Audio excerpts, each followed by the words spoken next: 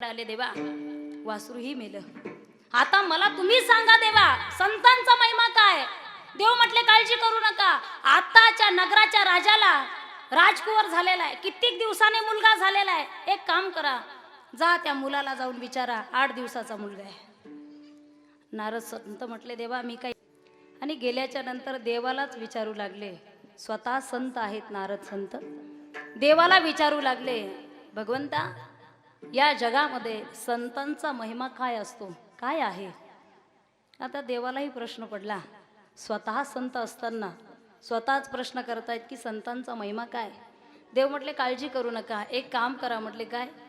त्या कुपाटीवर एक सरड्या आहे, म्हटले जा त्या सरड्याकडे आणि त्याला जाऊन विचारा संतांचा महिमा काय. देवाच्या सांगण्यावरून नारद संत त्या सरड्याकडे आले आणि विचारलं त्याला, का रे बाबा, मला देवाने तुझ्याकडे पाठवलं, तुला काहीतरी ज्ञान असलं पाहिजे, मला सांग संतांचा महिमा काय.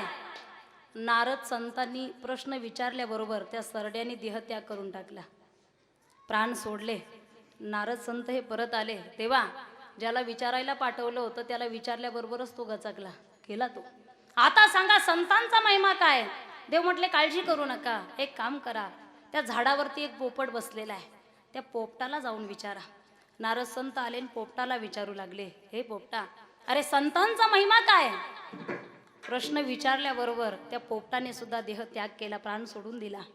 परत आले नारद संत देवाकडे, देवा अरे ज्याला ज्याला मी विचारतोय पोपट सुद्धा मेला. देव म्हटले काळजी करू नका, आत्ताच एका गाईला वासरू झालेलं आहे, जा त्या वासराला विचारा. नारद संत आले, त्या वासराला विचारलं, मला सांगा संतांचा महिमा काय. हा प्रश्न केल्याबरोबर वासराने सुद्धा प्राणत्याग केला. आता मात्र नारद संत निराश झाले, देवाकडे आले, देवा वासरूही मेलं. आता मला तुम्ही सांगा देवा, संतांचा महिमा काय. देव म्हटले काळजी करू नका, आताच्या नगराच्या राजाला राजकुवर झालेला आहे, कित्येक दिवसाने मुलगा झालेला आहे. एक काम करा, जा त्या मुलाला जाऊन विचारा, 8 दिवसाचा मुलगा आहे. नारद संत म्हटले, देवा मी काय येडा आहे का? अरे सरड्याला विचारलं आणि विचारल्यावर तो मेला, त्याचं मागं पुढं कोणी नव्हतं विचारणारं, म्हणून मी तिथून परत आलो. म्हणून मी तिथून परत आलो. पोपटाचंही कोणी नातेवाईक खंबीर नव्हतं, म्हणून मी तिथूनही परत आलो. वासरू गेला, त्याचंही कोणी नव्हतं, म्हणून तिथून मी परत आलो. राजाचा मुलगा जर गेलाच, मला काय फासावर जायचंय का? मी काय येडा आहे का? म्हटले जाणार नाही. देवाने सांगितले, बघा माझ्यावर विश्वास नाही का तुमचा? अरे आतापर्यंतचा इतिहास असा आहे, भक्ता राखे पायापासी दुर्जनासी, मी तुमचं रक्षण करतोय, जा त्या राजकुमाराला विचारा. कसे तरी भीत आले नारद संत त्या राजवाड्यामध्ये. 8 दिवसाचं बालक त्या पाळण्यामध्ये राजघराण्यामध्ये आहे. त्या बाळाला विचारलं, हे बाळा, साक्षात देवाने मला तुझ्याकडे पाठवलंय, काहीतरी ज्ञान असलं पाहिजे तुझ्याकडे.